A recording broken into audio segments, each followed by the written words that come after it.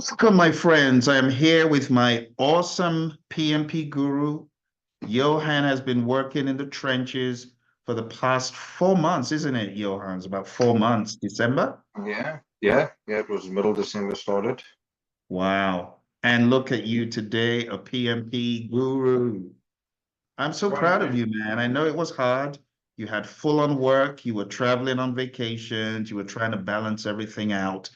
Just tell us, how do you feel right now with those letters behind your name?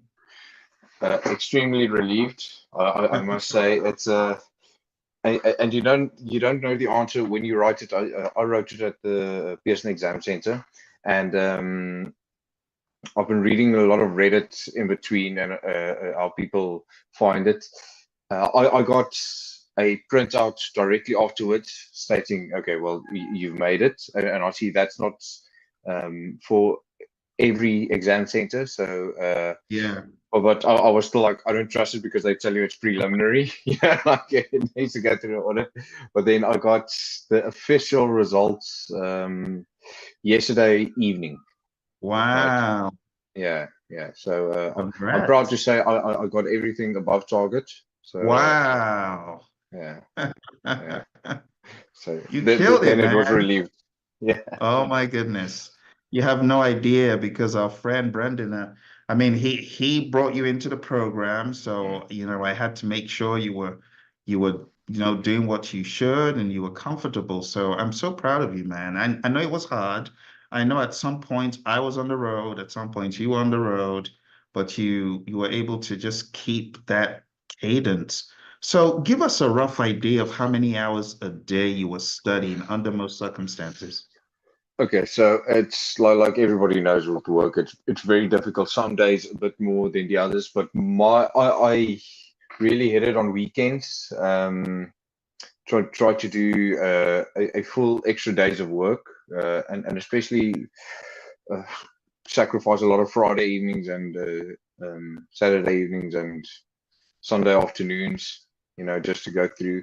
And then leading up to it, when I really started to increase the velocity, to use a term very familiar to us, I I focused intermittently on um, quizzes, but I then also took my company gives 5 days of leave per a year for studying. So I Okay. took those 5 days and I strategically put it on the Easter weekend to have another day as well.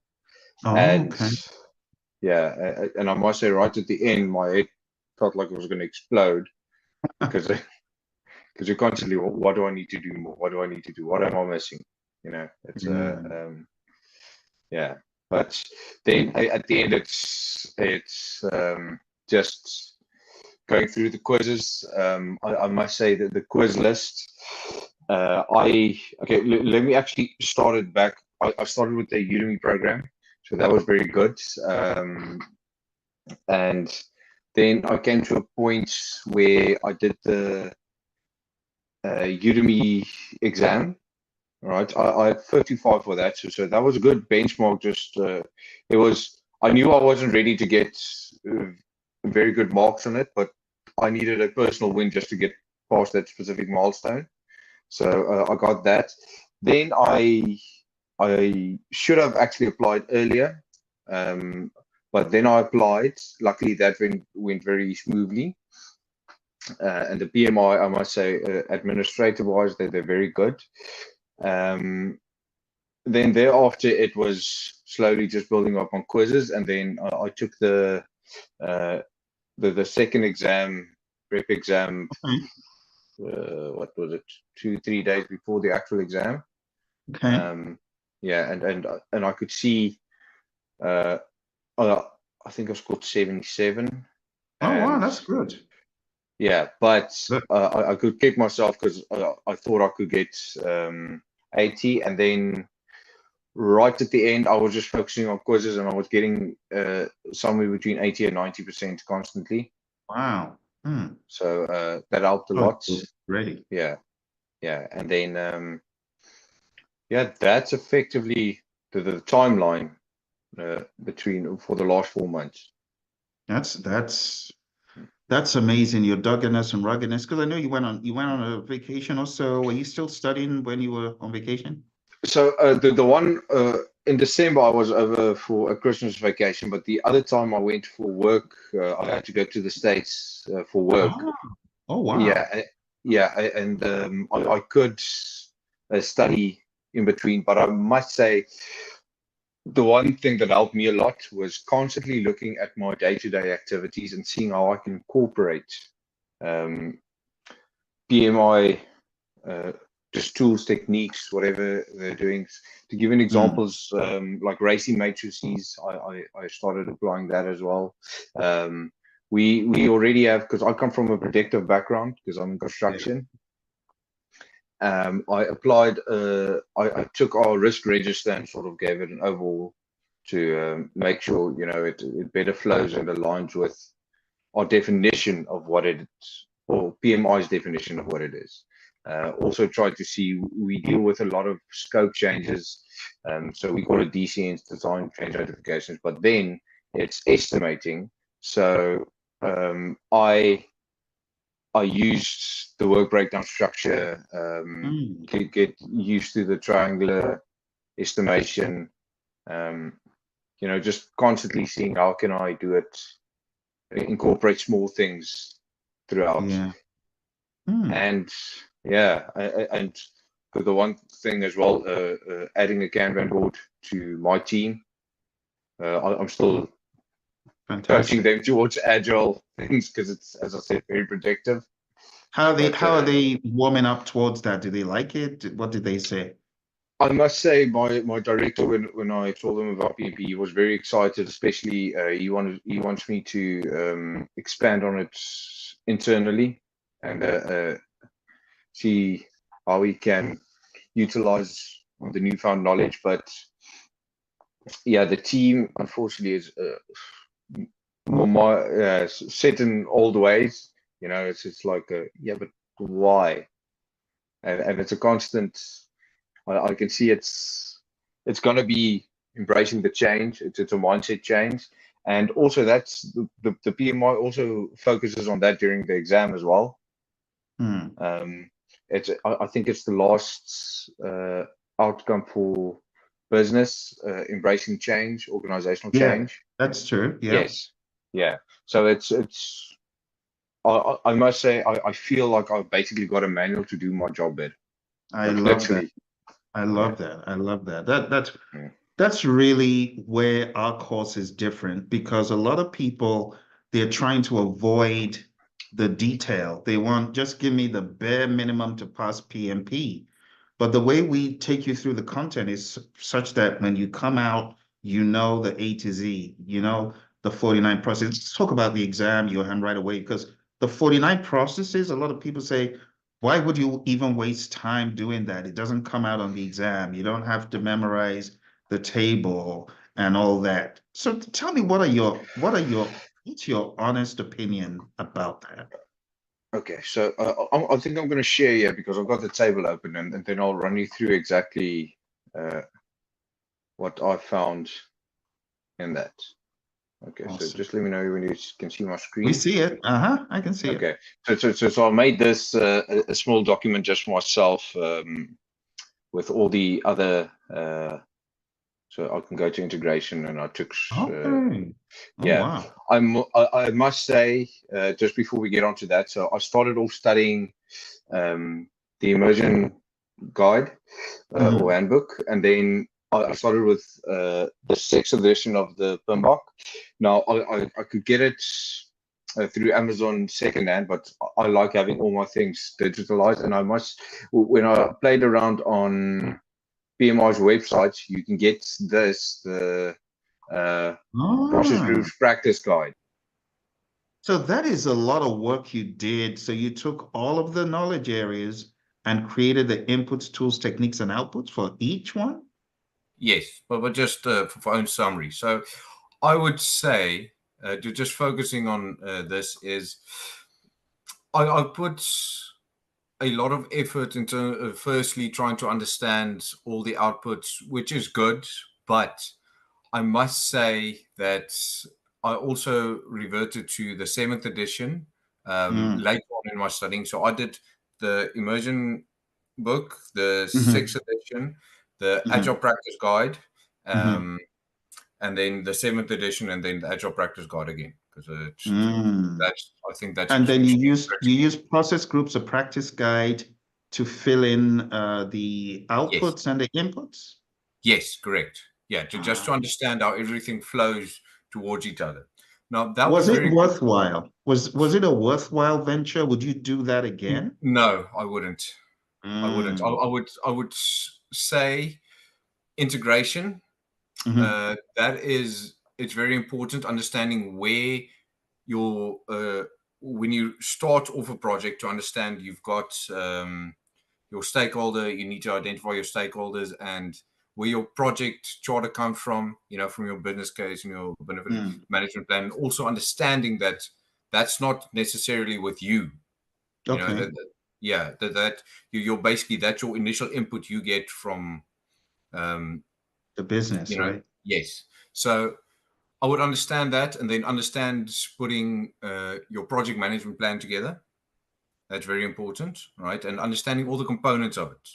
You know, all the subsidiary documents, the baselines, um, your additional stuff like the benefits management plan, the change management plan, um, and then beyond that, just following through when it's initiation, clearly defining when it's planning and execution, because there's a lot saying you're an executioner or you're in the beginning Mm. phases or in the closing stages. So they won't say you're monitoring or controlling. You know what I mean? Wow. Yeah. But and then also understanding closing, Mm. very good. But scope, I think is very good, because scope, schedule, and cost. It's very good just to understand, because it's a logical way, especially with like schedule. You know, define the activities, sequence them, estimate them, and build out your schedule. But to understand that, more than to understand what your inputs and outputs, but to understand what your baselines of each one. Okay. And then stuff like quality, communications, and procurement. Uh, that's continuous anyways. You need to plan it up front. And then procurement's a bit different, but quality and communications, that's just understanding what you need to do in you build it in constantly, right? Mm. Um, but quality, for instance, I know you get your quality audits and then your inspections. Yeah. That's nothing of that type of thing. It was just more delivering quality. You know, Huh. Just a yeah. general concept of quality. Yes, yes. Really? Having a No quality. control charts. No, Ishikawa. no, nothing like What? that. They did mention in one of the options of Ishikawa, but not. It wasn't one of the answers, or I was wrong on that Mm. question. But yeah, No, you're probably right. Not obsessively. So, as opposed to spending time, what would you do with the 49 processes? Should we still, would you advise someone to know them? I would How, advise integration, scope, schedule, cost, um, resources. That was a good one. Risk is very. They ask a lot about risk, and then Mm, beyond identifying stakeholders, it's basically the same as everything else. And then procurement, especially planned procurement, because procurement, okay. the majority of the focus is planning on what's your strategy. You know, how are you going to conduct procurement? Then conducting Mhm. and closing procurement is Okay. sort of self-explanatory thereafter. But I wouldn't go too much in the inputs and outputs. Just Hmm. understand the The flow of it. process. Yeah, but I studied the table at the back of my hand, and I think that will help you. But just to understand the flow of everything, Okay. So I not feel like you're so empowered for the real world. yeah, But for the exam, you got to understand that they will not be asking you stuff from this table wrote, right? correct. How Yeah, would you advise a newbie, someone, let's say you're advising Johan all over again. yes, So you wouldn't do it exactly But imagine if I, as the instructor, said, all Yes, right, Johan, here are 10 things. You only need to know 7 of them. Forget the other 3. You would have thought this guy is tripping. He's yes, probably a fraud. That's why that's why I teach you the whole thing, because you just never know where they're going to come from, because people's exams are different, and some people have sworn that they got up to 70 predictive. So again, it's some give and take. You just never know. But I really appreciate you bringing this to the service. Now tell me, Johan, what did you do with PMBOK 7? You read it from back to front, no, front no. to So, back? so what I did is where I felt there was a bit of gaps in knowledge, for instance, like risk, I needed to Okay. understand that a bit better. I went through the PIM box 7, and also it does tie in a bit more with the Agile Practice Guide in terms of understanding hybrid, because Yes. I felt the Agile Practice Guide, it introduces you to the concept of hybrid, Okay. but the PIM box 7 gives you a couple of very good examples of it, and Mm. then you can understand it better. Um, it's the Boombox 7 is a light read compared to the 6. Yeah. It's yeah, it's well, once you've tackled the 6, I'll anything is easy. Give me anything but not that Yeah. thing. So we gave you in the PMP Elite course, we gave you, did you watch all those episodes with Roy and myself and the crew on Yes, Pembroke 7? yes, Ah, yeah, good job. Good and also job. understanding, because there's a lot of focus on output, and I must say, just before we can, because I want to hit this, in the exam they focused a lot on benefits realization, change Mm, management, and risk, right? Yeah, that was mainly it. I got a lot of uh, scenario questions of, you're in a project, either in initiation or in execution, and a project manager needs to take off time for emergency leave or whatever it might be. Then you need to understand their situation. Is it a risk? Is it or in a different case, is it a change? And what do you do regarding that? I felt that I got a lot mm, of questions on change, and also then they asked how can I ensure business value has been realized? okay. You know what I mean? And then you need to understand the situation and focus on like predictive stuff, focus on the benefits management plan. But in agile, we know it's continuous. Get the Yeah. prototype out. That was a golden rule. Just get the prototype out, get feedback, um, understand what the Scrum principles are of transparency, inspection, adaptation. Mm, You know, and it's that continuous thing, right? mm, Um, so and then yeah, that's basically it. But a lot of change. I would say I was surprised with the amount of change questions, and understanding the process of firstly getting a change request, then formalizing it, and analyzing with the team, then sending it to the change board and reverting with them, and yeah, and then that's communicating good to afterwards. know. Just understanding that That's good and to where you know. fall in with that, because sometimes they give you, it's just the change has just been approved. Mm, You know, what do you do now? okay. Okay. Yeah, That's helpful. That's yeah. helpful. We got a question from Christian, a very good question.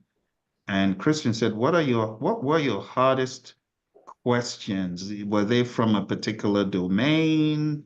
Oh, let me ask you this before we hit that. So we've talked about process groups, talked about knowledge areas, talked about processes, talked about inputs and outputs, tools and techniques. Coming to PMBOK 7, we haven't talked about principles, Johan. Did you get, I mean, was there any principle narrative throughout the exam? Yes, there was, but a lot of agile practice guide.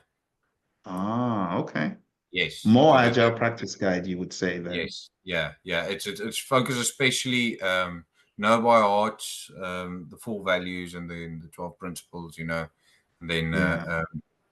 uh, understanding, because a lot of situations they give you Mm. like getting rid of waste, simplicity, uh, the art of minimum work or work not done.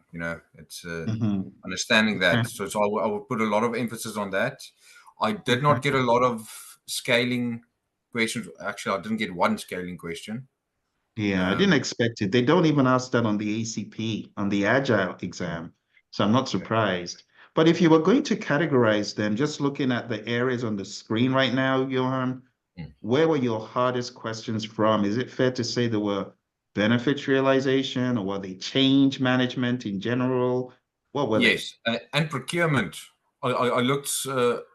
Yeah, strangely enough, when I went back, because the PMI gives you a very good analysis, and one of the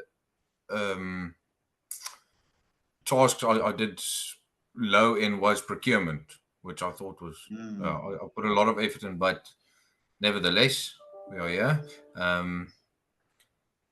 And yeah, but just understanding everything. So integration, change, risk, procurement, and stakeholder. A lot of stakeholder analysis and just mentoring. So it becomes more than the people question. So stakeholder is more people focused than process, which makes sense. It does. Very good. So let me mentally register that: integration, change management, procurement, stakeholder, risk. Yes. Yeah. That's good to know. So as far as your exam day, you get into the test. Oh, one more thing, Johan, and you can always reshare. Let me just put this on the screen for context. Let's do that. So going back to Kristen's question, I hope I don't crash this time, because the last time I used this whiteboard, I crashed. So if I crash, please just keep talking.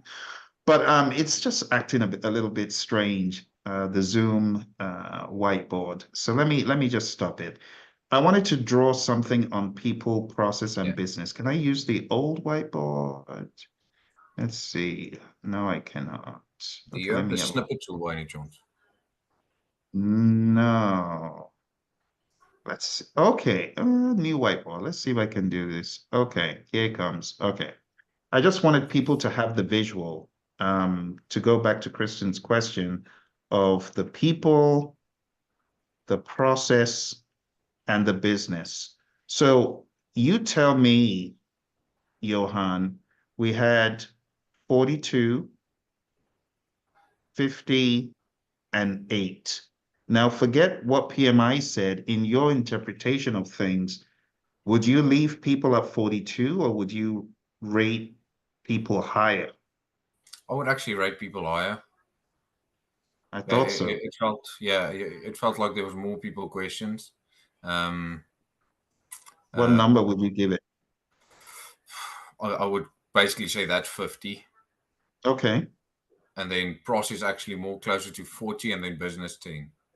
that is awesome. That's good to know, because that's what I've been hearing, something similar, that people is always, a little bit more. And then if we were going to look at agile and hybrid, and then predictive, because PMI says it's 50-50, but in recent times I've been hearing something different, the impression people get. So what was your impression? Is it a 50-50? I will actually just split it up a little bit more. I got the hybrids, I would say, was the majority. Okay. So Like if I 60? yeah, I would actually say hybrid was like 40% of it. Okay. And Oh, then hybrid on its yes, own. yes. And then agile, we're looking at 20-25%, and then the rest was predictive. Ah. Okay. So about 40. So predictive seems less, maybe even 35. So if I took your higher number, I would always take the higher. This is about 65 impression wise. This is about 35.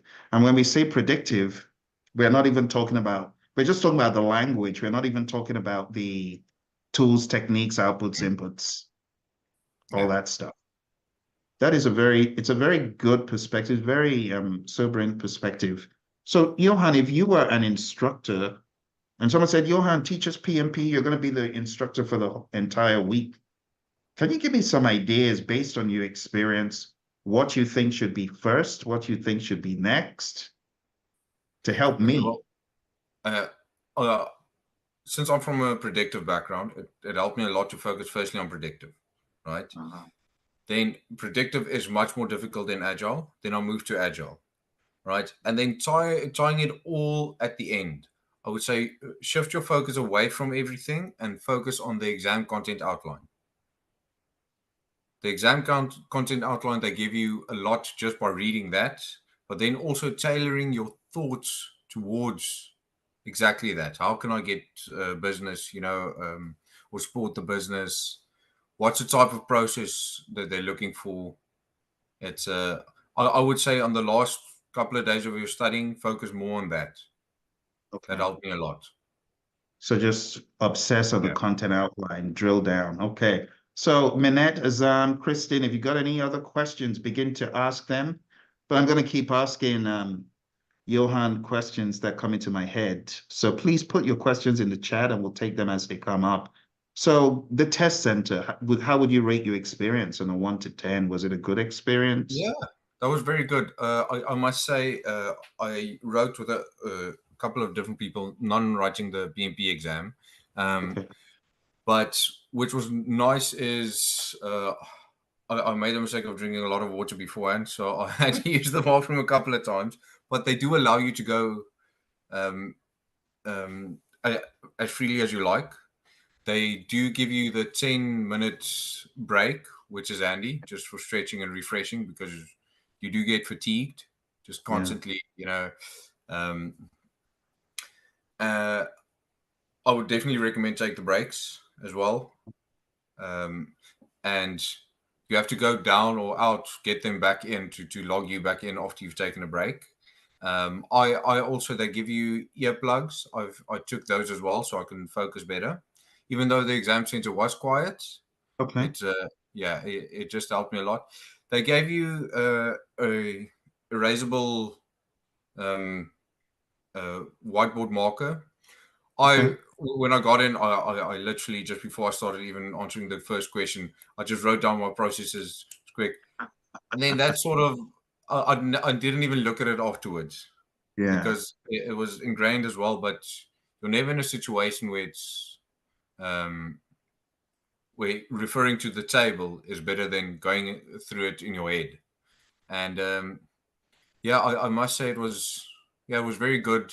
The entire uh, center experience. They're very quick. They're very helpful. They give you clear instructions. Yeah. Good. Okay. We got a question from Christian in the chat. It says, did you skip the hard questions, do the easy ones, and go back to the hard ones? What about your timing? How was that? Okay, so they give you a tutorial, which I did also beforehand, where they tell you, okay, you've got a highlighter, you've got a strike through option, you've got all the it's review for later. I never use the highlighter or anything. I just, the questions I felt which were harder, I gave it a stab and then I marked it up for review for later. So when, because they break 180 questions, they break it up 60, 60, 60 between your breaks. So once you're done with the 60, you can review all of them, or you can just go with the ones that were flagged. And I must say, I probably changed 40% of my answers because when Oh, I could go back and just, you know, get rid of the fluff and just focus on the question again, I thought, okay, this makes sense. So I would recommend using that as well, but answer it just so you know what was your original thinking, and okay. then go back. Yeah. Towards the end. That's Yes. interesting. That strategy, it sounds like it worked for you. Yes. So especially since you got all above target, that must have worked. So when you were going through the first time, would you say your state of mind was a little bit unbaked? You hadn't really marinated the process and the question style, but when you went back, you were now baked. Yes. It like I felt your concentration levels goes a little bit like a sinus curve. It just, Okay. you know, Uh-huh. it's And sometimes they give you a very long question, and it's difficult to follow exactly where you are or what they're asking. They give you a lot of Oh fluff. my. And it's those Hmm. questions where I just went, okay, I'll take back, because instead of getting stressed and, oh, I'm running out of time, I'm sitting on this question, I gave it an Yeah. answer and then made sure I could complete the other ones and go back. That's a good point. So let's take a look at Kristen's next question. It helps me to read the answers, guess it, and then read the question. Did you try that? Just reading No, the no, answers no, blind? no. I use the I use the elimination techniques. I must say that they give you the situation, but then be very, very careful to read the actual question, because it's only one line. They can ask you what to do next or what should have done to prevent this.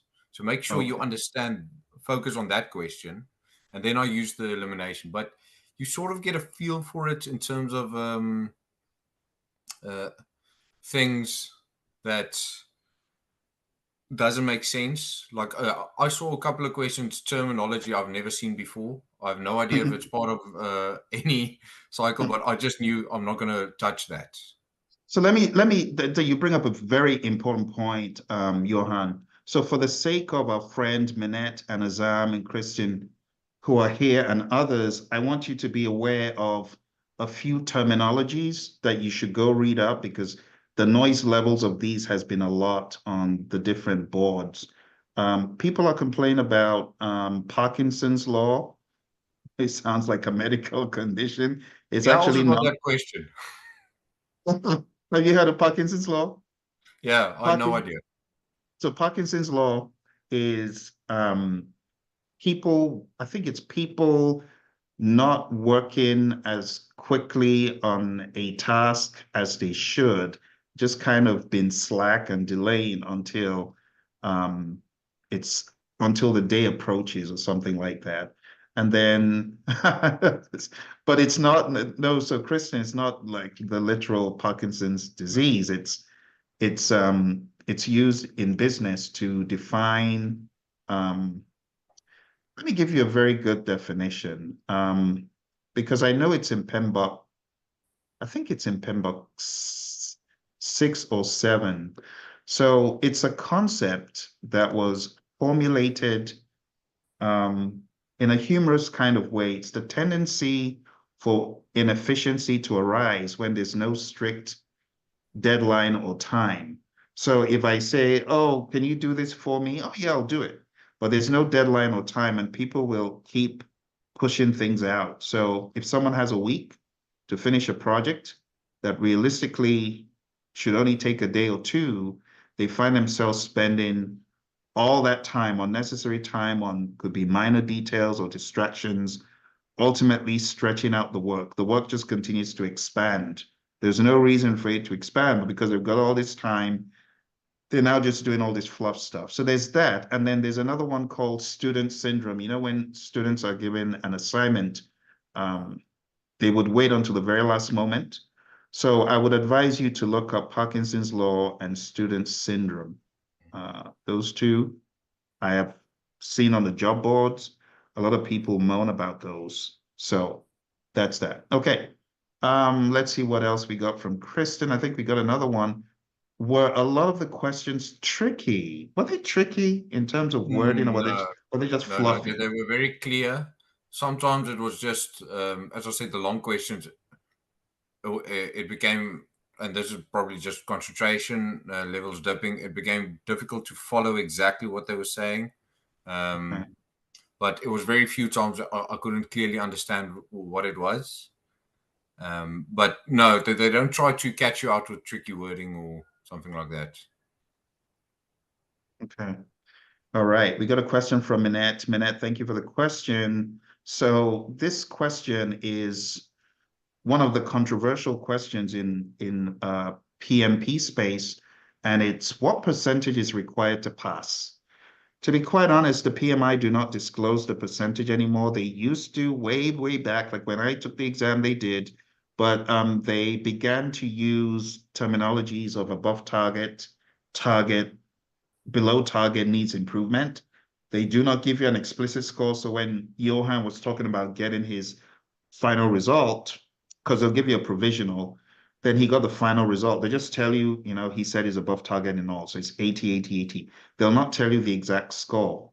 I don't want to speculate, but you can think of this. The last time I spoke to my friends at the PMI, they alluded to something like the Angoff cutoff technique. You can go read that up.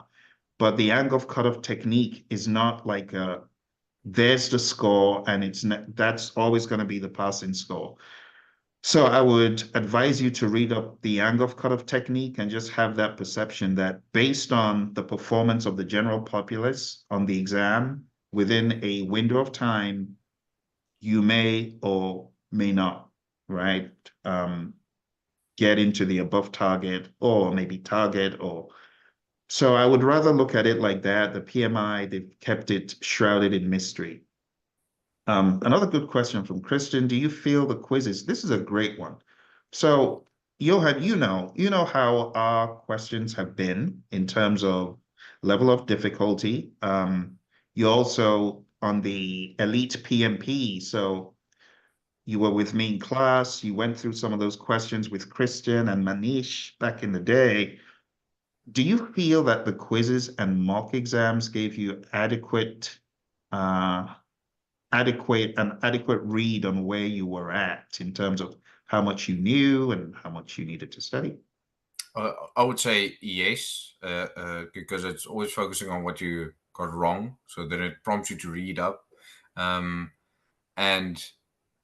the one thing it does, it conditions you for the pace of it. I must say the first 60 questions I finished in probably 55 minutes.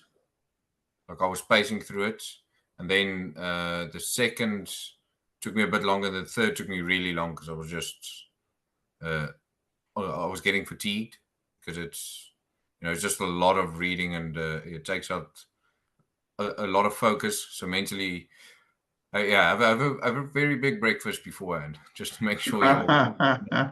Do you Yeah. think that was a negative or was that No, it was expected. I think that's why I would yet again say take the 10-minute breaks and just like I was just stretching a bit, getting blood flow to all the extremities just to make sure you're not Mhm. getting into a tunnel or getting tunnel Yes. vision. True, true. Yeah. Very good point. So get yourself a full English breakfast, load up, be careful with the water. That's a lesson learned.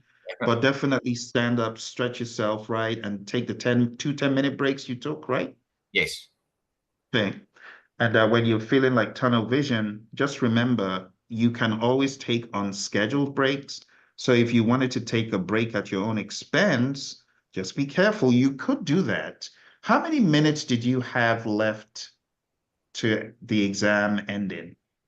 I had about 25 minutes left, but I took my time because I knew I had time left. I made like my flagged for the last 60 of probably 20 questions that I went through again, just because I knew I had time, I utilized that.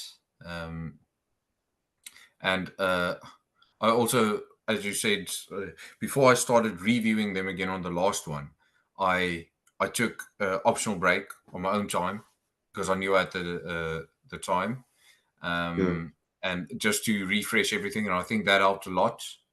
Just focusing and then refocusing your mind to finish. This is the last couple push through. Yeah, so that helped me a lot. And while we were just mentioning that, another tip that I would give everybody is do yourself a favor, go through the agile practice guides right at the end on the glossary because they talk to about a lot of terms that they don't necessarily always mention in the agile practice guide as you walk through it, but it's good to know, just a understanding of it, and it reads quickly. Mm, Gotcha, gotcha. This is very, very helpful. I have truly learned from your experience, and I appreciate you sharing all this with me because I have a number of classes all around the world, from United States, Europe, Middle East. And it always helps to hear from someone who has passed the exam what their perspective is, so that when I'm teaching it again, I'll use your lessons, put them back into production. And I like the way you said, forget about everything else when you get to that third part of just focusing on the outline. That is so important, the content outline piece. I was almost tempted to start with just the outline, but I think you bring up a good point. Many people will feel familiar with predictive, so easing them in from that angle, they kind of feel comfortable, then bringing in some agile before going into the hybrid stuff. And then the PMBOK 7, I'm glad that we added that to the Elite PMP on the Udemy course, because obviously that helped you. Did you find our discussions and the students in class helpful as well? Because you know there were some Yes. PMPs in the class. Yes, it was. It's that actually after listening, because I the last couple of weeks when I drove to work, I listened that specifically the 7th edition. That prompted me to read up a little bit more on it, and yeah, it's a lot of understanding the difference between output and outcome. You Mm, know, I think it was mentioned. Output is a lead indicator. Outcome is a lag indicator of value. yes, Yeah, that's a understanding that. beautiful one. Yeah, Well done. Yes, you were definitely listening. That sounds like something Roy would have said, but it's actually in yeah, the book as well. yes, Yeah, good and deal. then also just focus on the immersion textbook, because that ties in your PMBOK guide and your agile practice guide very well. Absolutely. Don't forget your immersion. We threw a lot of books out just based on where people were at. So we had this one, the Run and Cup books. I'm not sure if you even got to this. Did you even get to that one? No, no, Too much firepower. What about the yeah. audio? We sent you MP3s and all that. Were you able to So listen to the radio show? yes, yes, I did, and yeah, but the main thing where I focused on was that there's a lot on YouTube as well. Just where a lot of your videos are there, so Sure. we need to understand a bit more. But I mainly, when it came to videos and beyond reading, was the Udemy course. So I revisit that a lot. So that was good for me. And yeah, Awesome. Good deal. Well, I want to ask our friends if they have any other questions for our guru. I just realized my mic had not been on me the whole time, but you could hear me. Thank goodness. Any questions from our friends? Let me go ahead and just unmute.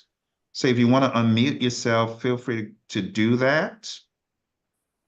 Any questions that we haven't tackled? Could be about the content, could be about Johan's exam. Anyone?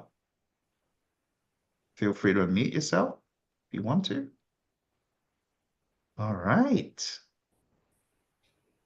Well, if there are no questions, Johan, you are the man of the hour.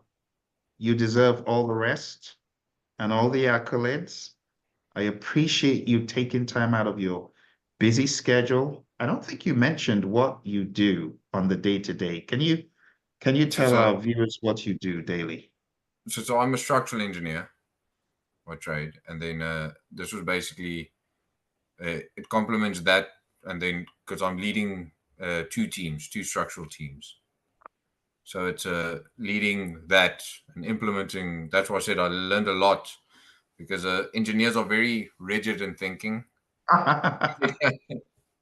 So becoming agile was very We're a helpful. little bit different. We Yes, just, yes, a bit structured. yes. Oh dear.